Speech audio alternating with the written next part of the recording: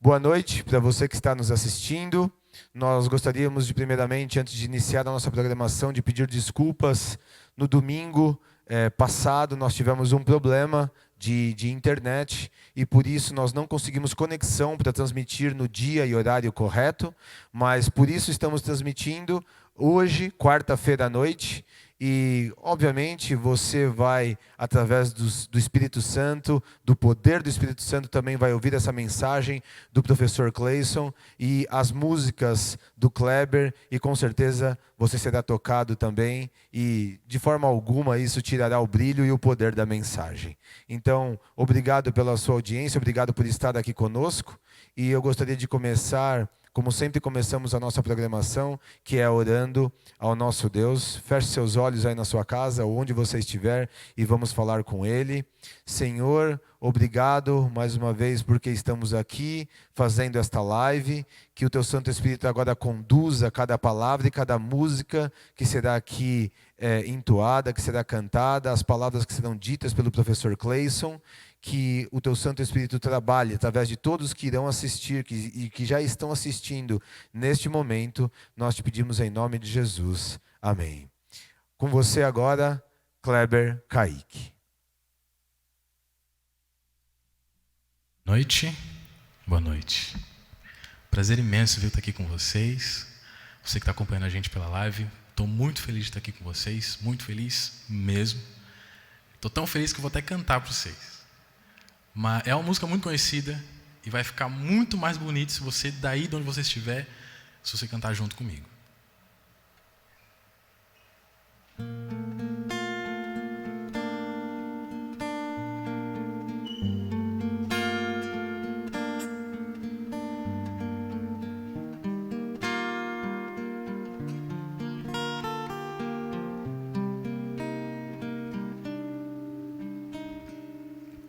Nada é igual ao seu redor, tudo se faz no seu olhar, todo o universo se formou com o seu falar.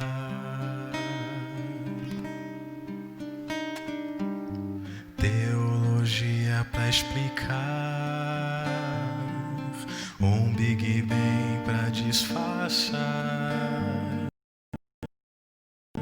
Pode dar, eu sei que há um Deus a me guardar, e eu, tão pequeno e frágil, querendo sua atenção. Num silêncio eu encontro resposta certa, então. De toda a ciência, sabedoria e poder, ó, dá-me de beber da água da fonte da vida, antes que o haja houvesse, ele já era Deus, se revelou aos seus, do crente ao ateu, ninguém explica Deus.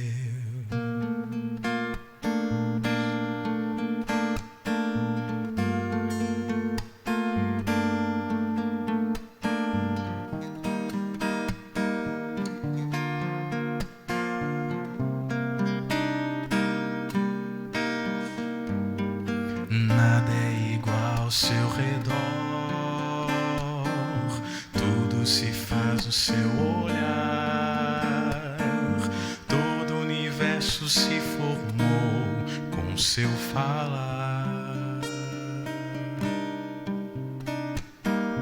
Teologia pra explicar, um Big Bang pra disfarçar. Pode alguém até duvidar, eu sei que há um Deus a me guardar, e eu, tão pequeno e frágil, querendo sua atenção.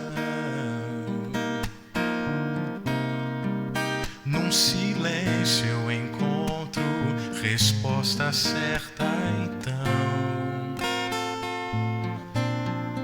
dono de toda a ciência, sabedoria e poder, ó, dá-me de beber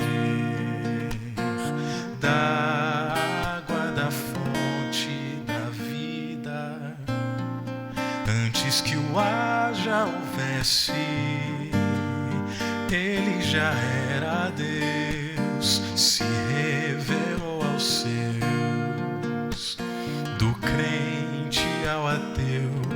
Ninguém explica Deus, ninguém explica, ninguém explica Deus, ninguém explica, ninguém explica Deus. E se duvida ou se acredita, ninguém explica, ninguém explica Deus, ninguém explica, ninguém explica Deus, ninguém explica, ninguém explica Deus. E se duvida ou se acredita, ninguém explica, ninguém explica Deus, dono de toda a ciência, sabedoria e poder, ó, dá-me de beber da água da fonte da vida, antes que o ar já houvesse, ele já era Deus, se revelou aos seus, do crente ao ateu. Ninguém explica Deus.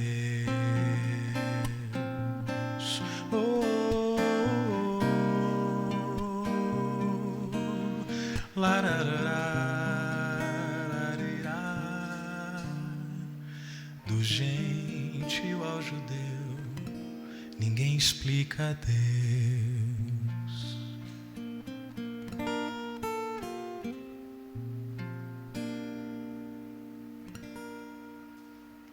Amém?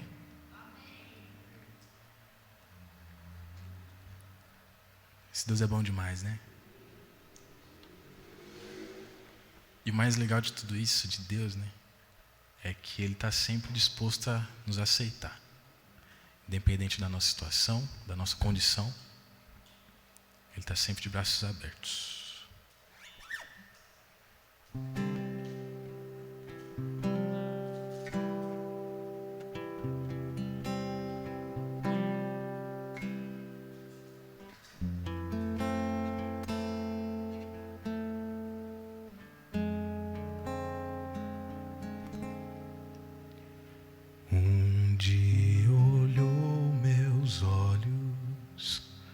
E disse sem pudor: não há prazer algum em te amar.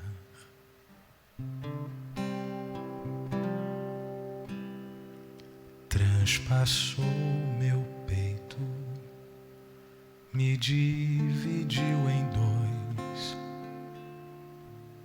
devolvendo o anel que um dia dei.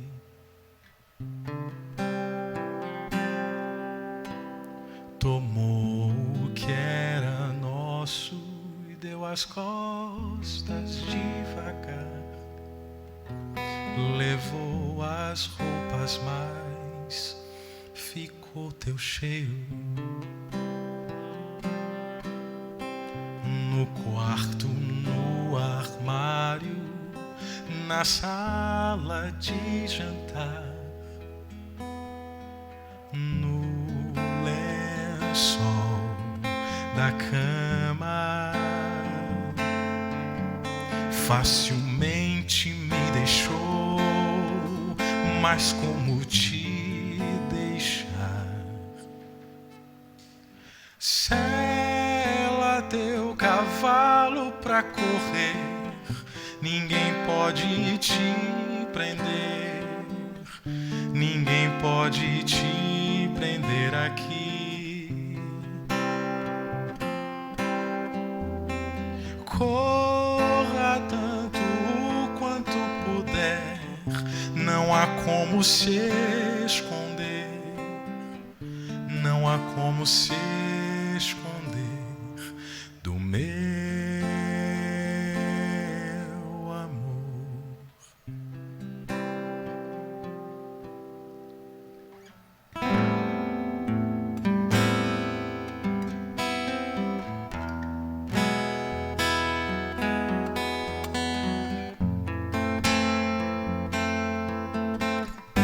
Tomou o que era nosso, deu as costas devagar, levou as roupas, mas ficou teu cheiro. No quarto, no armário, na sala de jantar, no lençol da cama, facilmente me deixou, mas como te deixar? Sela teu cavalo pra correr, ninguém pode te prender, ninguém pode te prender aqui. Corra tanto quanto puder, não há como se esconder, não há como se esconder do meu amor.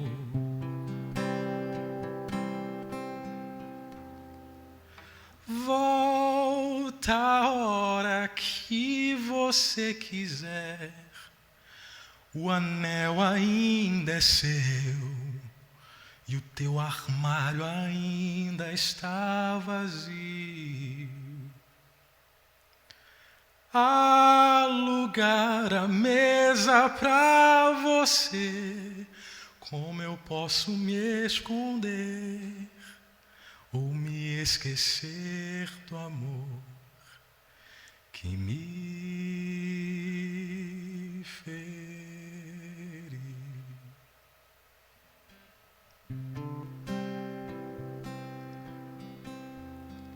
Que me feriu, que me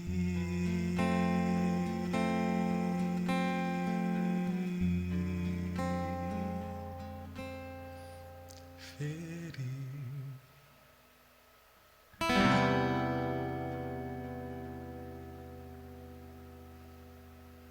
Amém.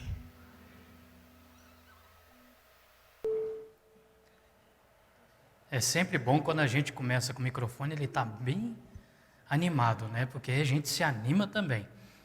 Mas é uma boa noite, prazer ter você aqui conosco no terceiro ato. Graças a Deus estamos aqui presencialmente. A você também que está aí no Facebook, nas redes sociais, que bom que você está com a gente. O mais importante de tudo isso é lembrar o seguinte: nós já estamos recebendo presencialmente também. Então, por favor, esteja aqui conosco. Nós temos aqui culto aos sábados, aos domingos também, às 8 horas da noite. E é assim, é gostoso nós podemos falar da mensagem, nós podemos falar do Evangelho, de tudo aquilo que Deus ele tem colocado para nós até esse momento.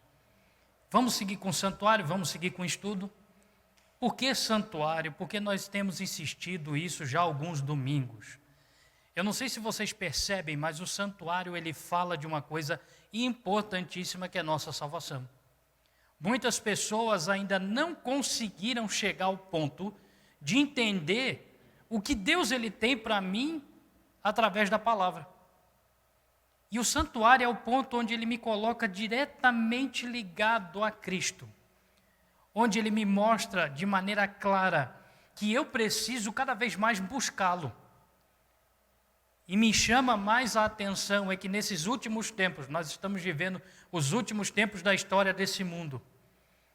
O santuário tira as ideias erradas que têm sido colocadas, apregoadas pela internet e por pessoas que se dizendo, eu tenho uma boa intenção, fazem coisas que falam situações que a Bíblia não tem. E com o santuário fica mais claro eu entender de salvação e o plano que Deus tem na minha vida. E sabem de uma coisa? Nós chegamos a um ponto do nosso estudo em que temos que falar desse assunto, porque nós não podemos mais fugir disso. Durante muito tempo o cristianismo começou a falar de amor, de paz, de esperança, mas também tem que se falar do juízo. É uma palavra temerosa na Bíblia. Muitas pessoas têm medo quando ouvem falar da palavra juízo. Por quê? Na cabeça de nós seres humanos, a palavra juízo tem a ver com julgamento. Uma pessoa culpada diante de um juiz, diante de um júri, com um advogado de defesa, um promotor, a acusação, e você ali sentado sem saber o que fazer. Só que quando lemos a Bíblia, nós percebemos o seguinte: se o juízo não acontecer, Cristo não volta. É por isso que é necessário entender, é por isso que é necessário nós colocarmos isso de maneira tão clara para nós. Você percebeu? Cristo ele veio à Terra para simplesmente cumprir aquilo que foi prometido. No Antigo Testamento, Deus chega para Moisés e fala o seguinte: Moisés, constrói um santuário, esse tabernáculo, porque vai ser onde eu vou habitar no meio de vocês, onde vocês serão o meu povo e eu serei o Deus de vocês. Depois que constrói todo esse tabernáculo, ele passa todas aquelas instruções e tudo o que acontece no santuário. E o mais interessante é que o povo fazia aquilo diariamente. E mesmo fazendo diariamente, Cristo ainda teve que vir, morrer, e mesmo Cristo morrendo na cruz, quantos entenderam? Muito pouco. Passou-se todo o tempo, chegamos à nossa era, aonde estamos? E o que isso está trazendo para nós? Por isso que nós temos que falar sobre juízo hoje. Por isso que nós vamos falar da festa da expiação. Por isso que nós vamos dar uma clareza maior sobre o que está acontecendo desde 1844. A gente vai explicar um pouquinho melhor. Mas antes de tudo isso, e antes de abrirmos a palavra, eu vou chamar você para fazer uma pequena oração, para pedir a presença de Deus em nosso meio, Espírito Santo também. Senhor, nesse momento, nós pedimos a presença do Teu Espírito Santo. E aqueles que nos assistem em casa, aqueles que estão aqui presentes também, possam ser levados a estudar a Tua palavra, a entender a Tua vontade e a permanecer em paz, mesmo em meio às circunstâncias. Dá-nos o entendimento necessário em nome de Jesus. Amém. O que era o dia da expiação? Era uma das festas que acontecia no santuário. É até estranho chamar o dia de expiação de festa, mas era uma festa. Mesmo que fosse uma festa solene, era considerado um ponto importante na vida do povo de Israel. Só para você ter uma ideia do que era o dia da expiação, em Levítico capítulo 23, no versículo 26, você pode abrir sua Bíblia, você pode marcar, você que está em casa também, pode abrir sua Bíblia, ler com a gente. Levítico capítulo 23, versículo 26 em diante, a Bíblia vai colocar assim, Levítico capítulo 23, versículo 26 em diante. Você pode encontrar, é bom sempre que você marque sua Bíblia, ou que você tenha um caderninho para anotar, para em casa você também estudar, e você que está em casa acompanhar a gente. Levítico capítulo 23, versículo 26 em diante diz assim: Disse mais o Senhor a Moisés: Mas aos 10 desse mês sétimo será o dia da expiação. Tereis santa convocação e afligireis a vossa alma. Trareis oferta queimada ao Senhor. Nesse mesmo dia, nenhuma obra fareis, porque é o dia da expiação, para fazer expiação por vós perante o Senhor vosso Deus. Porque toda alma que nesse dia não se afligir, será eliminada do seu povo. Quem nesse dia fizer alguma obra, a esse eu destruirei do meio do povo. Nenhuma obra fareis. É estatuto perpétuo pelas vossas gerações, em todas as vossas moradas. Sábado de descanso solene vos será. Então afligireis a vossa alma. Aos 9 do mês, de uma tarde a outra tarde, celebrareis o vosso sábado. Você pega essa perícope, esse trecho, e você percebe que se explica o que era o dia da expiação. Era um dia no qual era separado para que o povo estivesse ajuntado próximo ao tabernáculo, a tenda do encontro. E a partir do momento em que ele está ali, junto com o povo de Israel, fazendo aquilo que é necessário, o sumo sacerdote, depois de oferecer um sacrifício por ele e pela família dele, oferecia o sacrifício pelo povo. E quando terminava o sumo sacerdote de oferecer o sacrifício, que ele voltava para o lado de fora, o povo esperava ansioso, e essa ansiedade era misturada com um silêncio mortal, porque todos queriam ouvir o sumo sacerdote dizendo: Deus perdoou a todos nós, Deus purificou o santuário, e temos assim a paz com o nosso Senhor. Todo mundo queria ouvir isso. Agora, você entende o que é afligir a sua alma diante de Deus? Você entende o que é parar para você chegar diante de Deus e falar: Senhor, eu vou afligir minha alma diante de você? Primeiro, lembrando que alma na Bíblia somos nós, seres indivisíveis, ok? Porque quando o homem foi criado, lá no livro de Gênesis, diz que ele se fez alma vivente. A partir do momento que eu entendo isso, e tá a aflição da minha alma, eu estou falando da minha aflição, mas não é de ficar preocupado e nervoso, mas é de estar atento àquilo que Deus ele me chama a fazer. Sabe, dá para comparar isso no momento em que nós somos chamados para fazer uma grande prova, uma prova que vai mudar a nossa vida. Você já parou para perceber isso? É aquela prova de final de ano que você tem que fazer para passar de ano. Você faz o quê? Você se prepara, você estuda, você senta lá naquela carteira e logo depois você começa a olhar a prova e fala: nossa, eu estudei isso, que bom, e vai começando a fazer. E depois o professor vem e corrige para chegar para você e falar: você passou. Valeu a pena naquele momento em que você ficou aflito, ficou preocupado, que você passou por tudo aquilo? Valeu. Agora, por que eu tenho que afligir minha alma diante de Deus? E por que o povo tinha que fazer isso? E por que era descanso solene? Nós estamos vivendo o nosso dia a dia com nossa preocupação, nossa correria. E na maioria das vezes, eu não sei se você já percebeu isso, nós às vezes esquecemos que somos cristãos. Para nós hoje, o mundo secular de hoje, cristianismo é uma coisa que você só faz dentro da igreja. E quando você sai da igreja, você deixa de ser cristão. E isso é um problema. Eu muitas vezes esqueço no meu dia a dia que eu sou cristão, eu continuo sendo cristão. E por isso mesmo, Deus falava: o dia da expiação é um momento solene, você não vai fazer nada, você vai para o santuário e vai esperar. Por quê? Esse ato de você ir ao santuário e esperar uma resposta divina era simplesmente para te lembrar que você depende de Deus a cada momento, a cada instante. E quanto mais tempo você fica ligado com Ele, melhor é para a sua salvação. Agora imagina só. Na profecia de Daniel 8,14, isso é uma coisa que a gente pode até estudar depois, não vai para a gente agora, mas os 2.300 anos de Daniel, eles começam em 457 e terminam em 1844. O que chama a atenção nessa profecia é o final dela. Porque o final dessa profecia, ela mostra aquilo que Apocalipse 14, 6 e 7 fala tão claramente. A mensagem do primeiro anjo é pregada de maneira clara em 1844.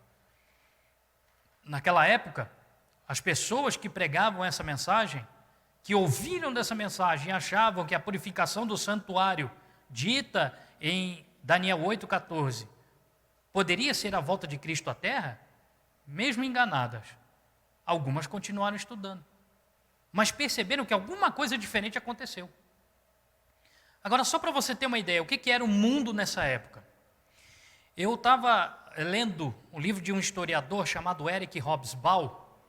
Ele é um historiador de inclinação ideológica, da esquerda, mas um cara muito sensato em algumas coisas. E ele falou sobre a religião entre 1749 e 1848, no seu livro A Era das Revoluções. Sabe o que acontecia durante esse período? E aí eu estou falando desde a Revolução Americana até o tempo em que chega 1848 com a criação do marxismo-leninismo. Isso não tem nada a ver com política, por favor, entendam. São ideologias.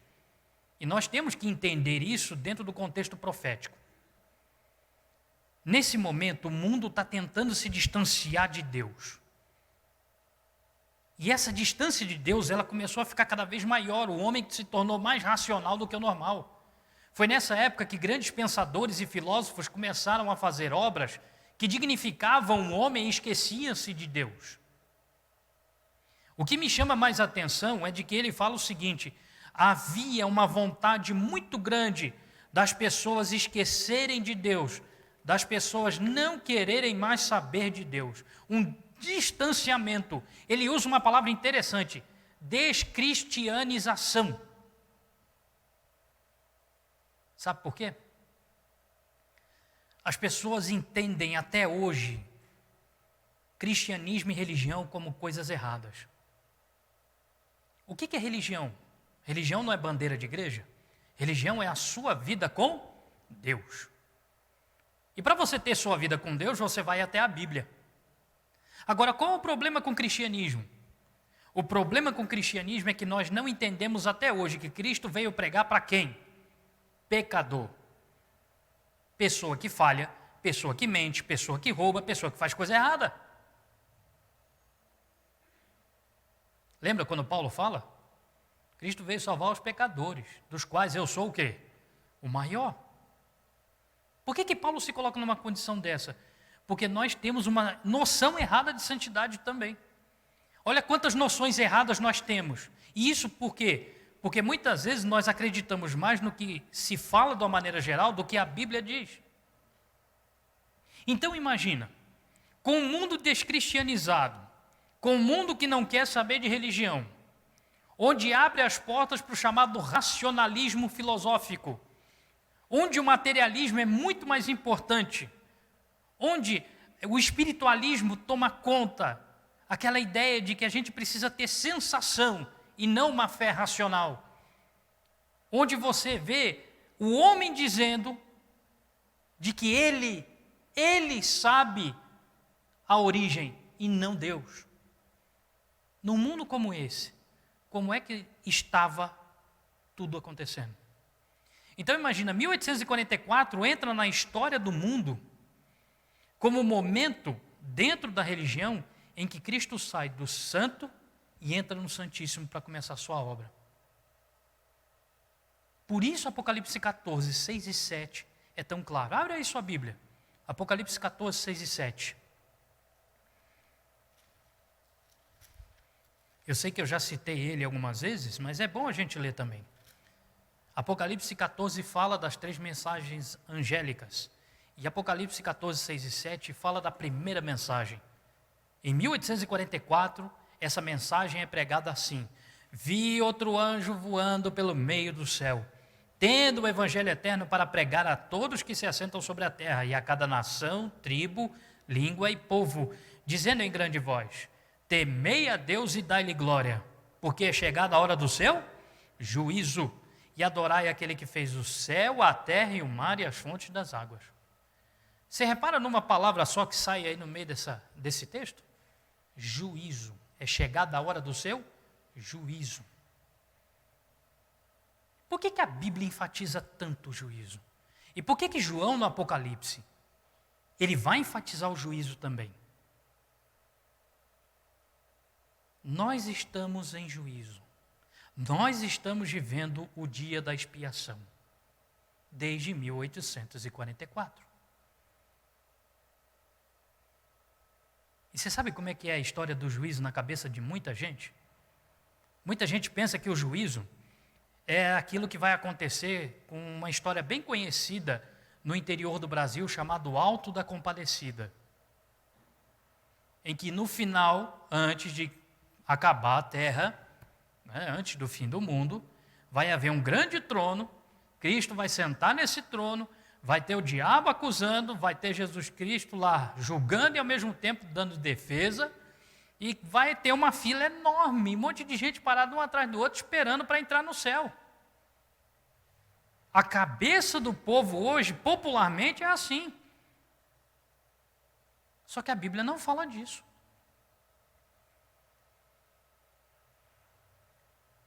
E aí nós começamos a entender a ideia de juízo. Você sabe por que as pessoas têm medo? Abre a Bíblia em Isaías 43. Esse texto é um texto bem interessante, porque ele fala de uma coisa que não tem resposta. Pelo menos eu não tenho resposta para isso.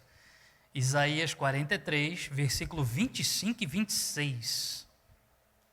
Isaías 43, versículo 25 e 26. Quando ele vai dizer assim: eu mesmo, sou o que apago as tuas transgressões por amor de mim, e dos teus pecados não me lembro mais. Mas olha só o que ele diz: desperta minha memória, entremos juntos em juízo, apresenta as tuas razões para que possas justificar-te. Sabe quando você, quando criança, fez aquela bagunça e que seus pais chamaram você para perguntar o que aconteceu? Qual foi sua reação? Na maioria das vezes, o que a gente faz? A gente mente. Sabe por quê?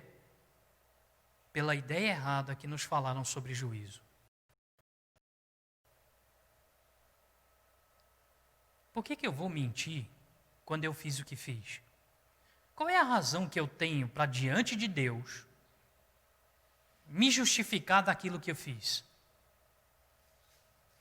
Você já parou para pensar nisso?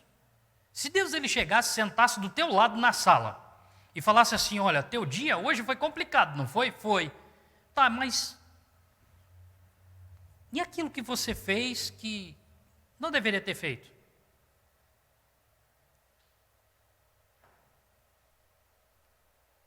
Tem justificativa? Não tem. Não tem.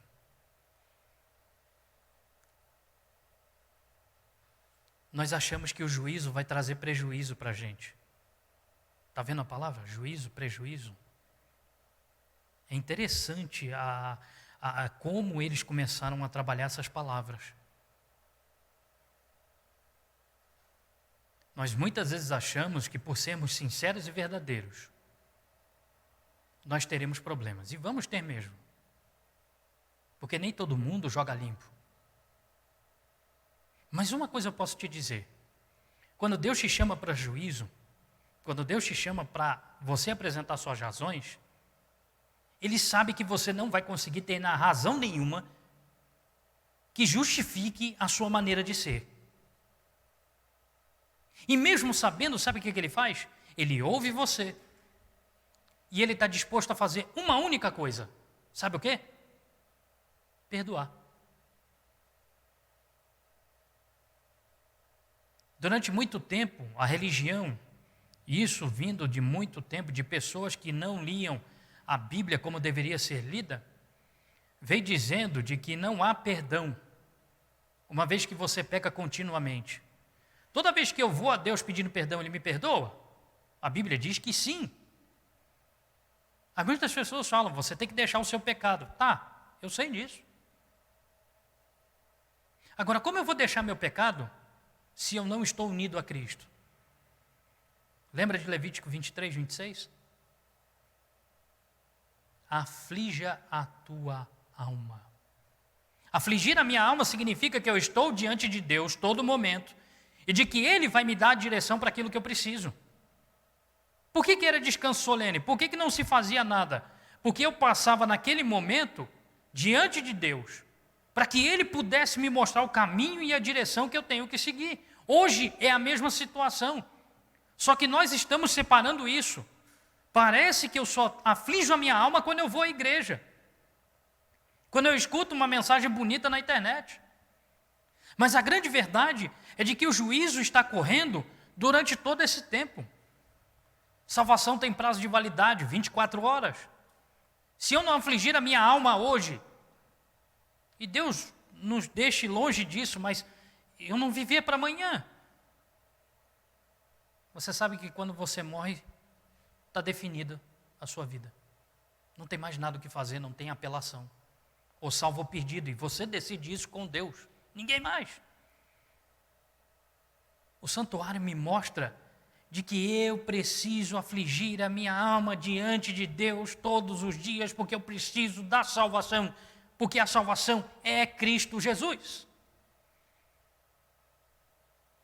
Agora, por que nós não estudamos tanto? Por que nós deixamos de lado tudo isso que nos é apresentado? Por que de 1844 para cá, Deus tem feito essa obra de juízo? Porque, gente, Deus é amor. A Bíblia fala isso categoricamente. 1 João 4,8. Aquele que não ama, não conhece a Deus, porque Deus é amor. E mais interessante que se continuar lendo o capítulo 4, você vai chegar lá embaixo e vai perceber o seguinte, que o amor lança fora o medo. Então, se eu creio em Deus, e Deus é amor, eu tenho que ter medo do juízo? Não. Porque o amor lança fora o medo. Eu tenho que ter coragem de chegar diante de Deus e dizer, Senhor, eu estou errado. Eu tenho esse vício maldito na minha vida que eu tenho que tirar, mas não sou eu que tiro, é o Senhor que tira. Me ajuda com isso. Esse é o afligir a alma. Esse é o você se entregar nas mãos de Deus para que se faça isso de melhor maneira. Só que eu esqueço de que Deus é que pode transformar minha vida. E por isso eu tenho tanto medo do juízo. Agora pensa, nós estamos vivendo os últimos momentos desse mundo. Tanta coisa aconteceu. 2020 é um ano para não se esquecer. Tem gente que quer esquecer, mas eu acredito que é melhor não esquecer. Sabe por quê? Porque foi um ano que ensinou para a gente o seguinte: quando os homens quiserem tirar de nós a condição de nós estarmos com Deus,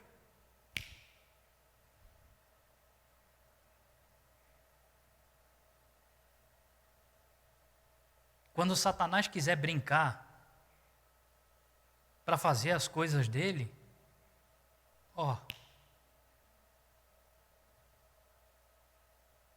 e como é que está a nossa fé diante de tudo isso? Sabe, às vezes eu pergunto para mim mesmo, porque muitas vezes nós deixamos de acreditar naquilo que a Bíblia fala. Sabe, parece que a gente esquece do que Deus já fez por nós. De que a Bíblia já se cumpriu tanta coisa. E tudo direitinho como está escrito. E nós esquecemos também, nós temos falado muito, mas nós esquecemos que estamos em juízo e precisamos tomar cuidado com a nossa vida diante de Deus. Gente, não dá para ficar por aí brincando de ser cristão. Ou eu sou cristão realmente, ou então não vai adiantar nada para mim. Uma escritora norte-americana chamada Ellen White, nesse livro Grande Conflito, se você não tem, compre e leia. Se você tem em casa, leia. Vale a pena, tá? Não tem nada aqui. Muita gente diz assim, mas é um livro assim que a gente tem que deixar, é muito sensacionalista. Não. Ele abre os olhos. E é interessante você fazer um estudo dele junto com a Bíblia, tá? Lembrando, a Bíblia sempre será a luz maior. Aqui é só um apoio para a gente entender melhor o que está acontecendo. Olha o que ela fala na página 488, com relação à ideia de santuário, né? O assunto do santuário e do juízo de investigação deve ser claramente compreendido pelo povo de Deus. Todos necessitam para si mesmos de conhecimento sobre a posição e obra do seu grande sumo sacerdote. Aliás, ser-lhes-á impossível exercerem a fé que é essencial nesse tempo, ou ocupar a posição que Deus lhes deseja confiar. O mais importante, ela diz assim: todos os que receberam luz sobre esse assunto devem dar testemunho das grandes verdades que Deus lhes confiou. O santuário no céu é o centro da obra de Cristo em favor dos homens. Diz respeito a cada pessoa que vive sobre a terra. Então, olha só. Se eu quero entender sobre salvação, eu tenho que olhar para onde? Para o céu, para o santuário. Por isso que eu tenho que estudar o santuário. Porque o santuário me dá clareza do que é a salvação, do que é a redenção, do que Deus faz na minha e na tua vida. E quando eu entendo o santuário, entendo o que Cristo fez por mim, eu paro de ter medo do juízo. E falo do juízo como está escrito no Apocalipse. Gente, a mensagem do primeiro anjo já foi pregada. Nós estamos na iminência da pregação do segundo anjo. Sai dela, povo meu. E quando vir a terceira mensagem, quando ela for pregada, já é o fim. Agora imagina só, eu tenho tudo isso comigo. Eu tenho todas as situações em minhas mãos. Eu tenho a Bíblia para me guiar nesse processo. E eu prefiro não ouvir o que a Bíblia me diz.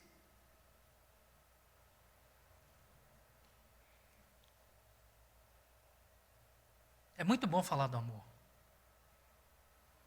Só que tem um problema. Você sabia que a religião hoje em dia ela se tornou uma procrastinação do amor? Jesus ama, Jesus salva, Jesus faz isso, Jesus faz aquilo. Ok, mas ele também é justo. Você sabe que uma disciplina equilibrada para uma criança dentro de casa é você amar, mas ao mesmo tempo disciplinar. As pessoas entendem disciplina como se fosse uma coisa ruim. Disciplina nada mais é do que você dar um caminho, uma direção. Pode pesquisar, você vai achar isso. Muita gente acha que disciplina é você pegar e espancar uma criança, é você dizer que ela não pode fazer isso, é você criar regras. Não é. Disciplina é você dar um caminho seguro. Porque quem é pai e mãe vai concordar comigo?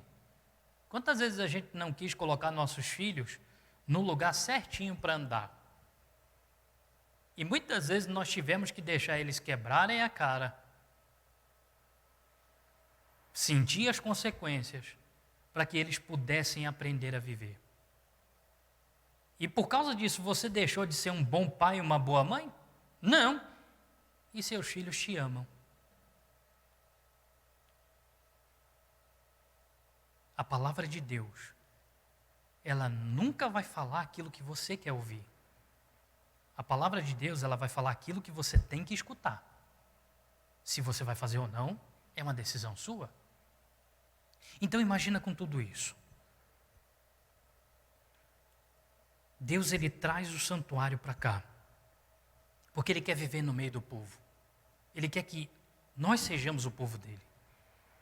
Ele ensina a salvação a cada passo, a cada sacrifício, a cada holocausto, a cada cordeirinho que chega.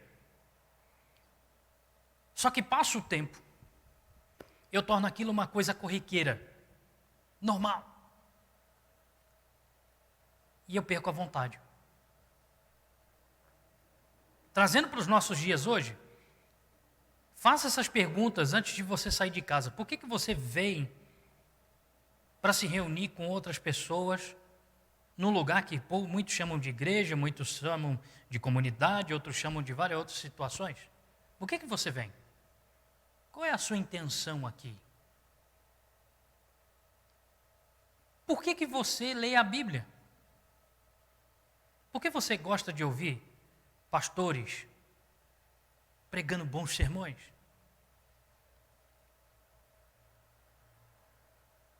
Sabe por quê? Porque você não quer ser como o mundo é. Porque quando Cristo trabalhou no teu coração, Ele te transformou para que você pudesse aceitá-lo e pudesse ouvir a verdade da maneira como ela está escrita. O assim diz o Senhor. Porque mesmo que você erre, mesmo que você tenha dificuldades, Ele vai estar do teu lado. Eu costumo dizer o seguinte, o exemplo de uma mãe dedicada sempre vale muito. Na minha época de adolescência, ainda em casa, começou a aparecer aqueles desenhos japoneses que todo mundo gosta, né? Pancadaria para tudo quanto é lado, o cara tem poder, faz tudo que tem, né? E eu estava assistindo isso um dia. Televisão antiga ainda, não tinha controle remoto, era daquela que a gente tinha que levantar para aumentar volume, apertar botão para ligar, desligar, tá bom. Eu assisti aquilo tudo. Teve um dia que minha mãe veio e sentou do meu lado. E eu estou assistindo. Só que aquela coisa, né? A gente fica desconfiado. Minha mãe sentou do meu lado, peraí, será que eu fiz alguma coisa errada? Você está vendo o desenho, mas na tua cabeça, o que eu fiz de errado? Nossa, deixa eu pensar. Eu acho que eu fiz alguma coisa de errado. Minha mãe agora vai me pegar e o couro vai comer. E eu preocupado, né? Nem consegui assistir o desenho direito. Quando terminou o desenho, ela foi lá e desligou o desenho. Virou para mim e falou o seguinte, vem cá. Desenho legal, né? Aham. Bom. Mas o que isso te ensinou sobre salvação? Vou falar o quê? Vou justificar o quê?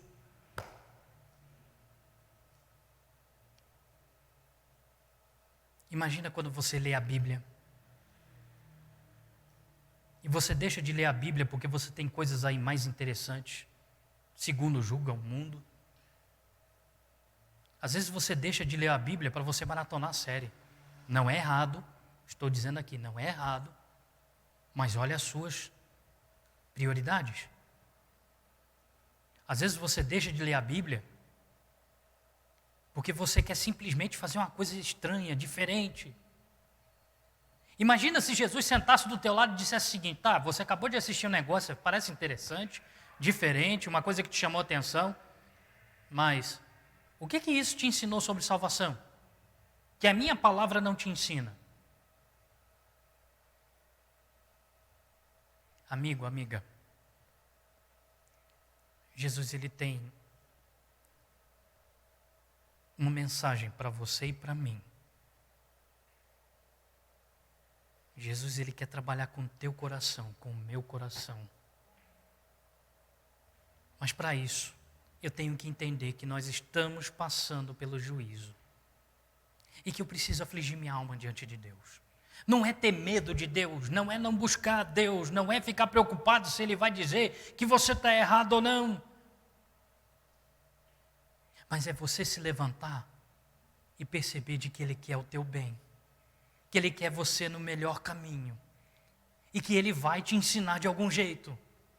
Ele pode transformar a tua vida. Ele pode te ajudar você a vencer o seu maior e o seu pior vício. Ele quer te salvar. Jesus não veio para te condenar, Ele veio para te salvar. Então tudo aquilo que a palavra dele diz é para a salvação. O que está faltando então para que você receba a salvação hoje? Agora. O que está faltando para você entender que é melhor passar pelo juízo divino do que simplesmente você ficar com medo e não permitir que Deus trabalhe na tua vida? Se eu passo pelo juízo agora, se eu me mantenho firme, qual é a recompensa? Vida eterna, salvação, a eternidade com Jesus. Mas se eu não me permito entrar em juízo agora com Deus, se eu não permito que Deus ele trabalhe comigo, eu não vou alcançar a vida eterna. Não tenha medo de Deus. Tenha medo da sua perdição. Não tenha medo da Bíblia. Estude, entenda, procure. E Deus vai trabalhar no meu e no teu coração. Gostaria de você hoje à noite dizer, Senhor, eu quero entregar minha vida a Ti. Eu quero que o Senhor habite em mim. Eu quero que o Senhor esteja dentro do meu coração, nas minhas vontades. É o seu desejo hoje à noite que isso aconteça. nós vamos ouvir uma música. Pense, medite, entenda e entregue tua vida a Deus.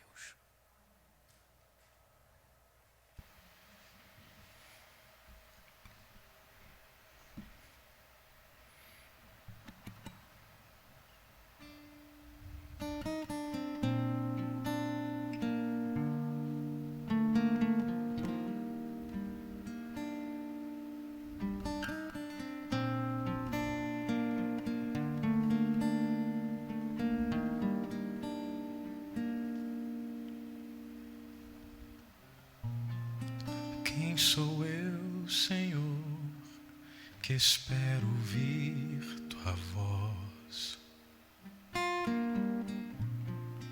Quem sou eu tentando te escutar?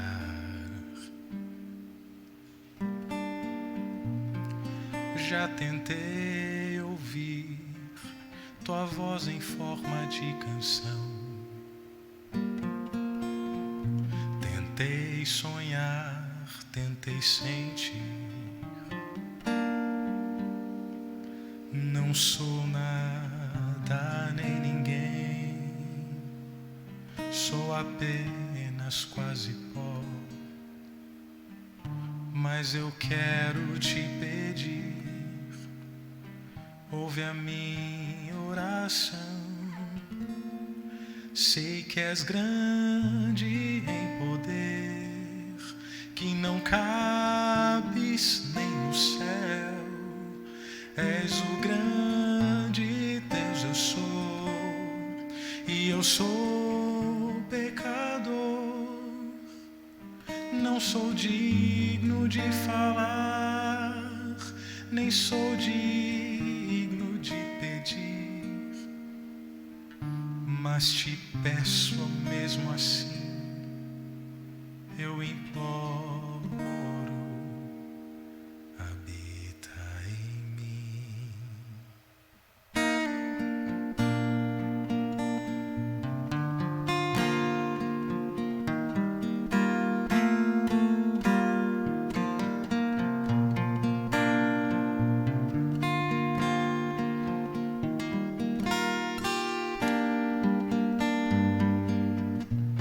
Quem sou eu, Senhor, que espero ver a Deus? Quem sou eu que ouso teu rosto olhar? Como enxergar um Deus que vive lá no céu e esperar tocar tua mão? Não sou nada nem ninguém, sou apenas quase pó. Mas eu quero te pedir, ouve a minha oração. Sei que és grande em poder, que não cabes nem no céu. És o grande Deus, eu sou, e eu sou pecador. Não sou digno de falar, nem sou digno de pedir, mas te peço mesmo assim, eu imploro. Dentro do meu quarto eu estou a orar, lágrimas escorrem pelo chão, tenho a palavra em minha mão, páginas viradas e o vento a soprar.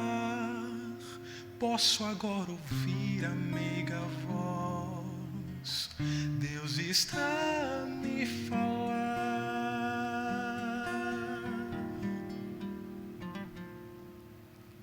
Eu sou grande em poder, nada pode me conter.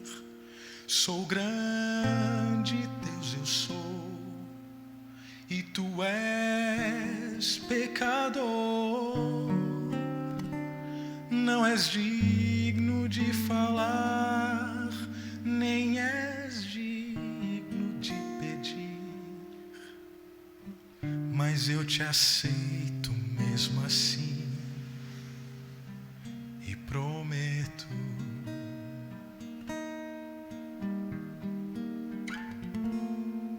que eu habitarei em ti.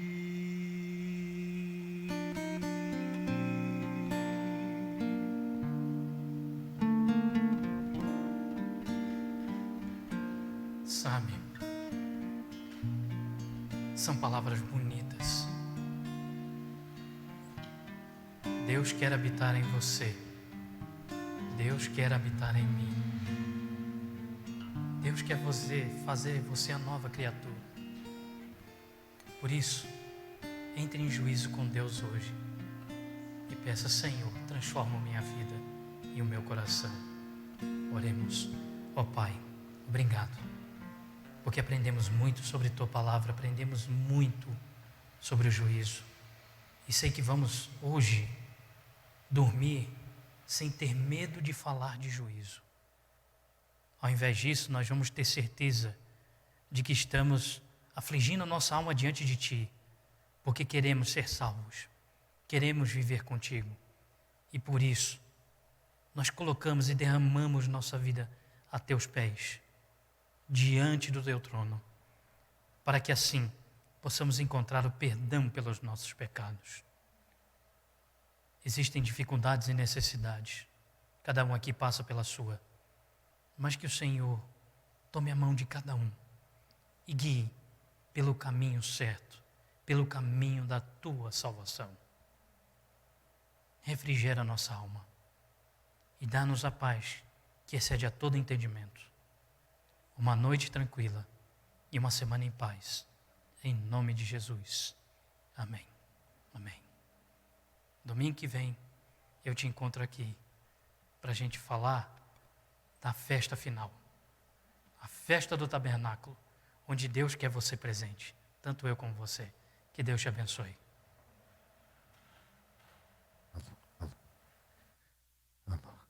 Obrigado, professor Cleison. Obrigado, Kleber. Músicas lindas, que voz linda, que dom que Deus te deu. Use-o sempre pela honra e pela glória dele. Professor, obrigado mais uma vez pela mensagem. Obrigado a todos vocês que estiveram aqui. Que é uma honra tê-los aqui sempre. Voltem, por favor, no próximo domingo às 8 horas. E para você que está nos assistindo, você está nos assistindo na quarta-feira à noite, mas a série sempre acontece aos domingos, tá bom? Devido ao problema técnico que tivemos no domingo, que você está assistindo na quarta, então domingo passado, por isso não transmitimos no domingo, mas no próximo domingo, às 20 horas, estaremos aqui ao vivo, mais uma vez, com mais uma mensagem, com mais um episódio da série O Santuário. Deus te abençoe, te dê uma boa semana, e a todos aqui também uma ótima semana. Vá com Deus. Boa noite. Tchau.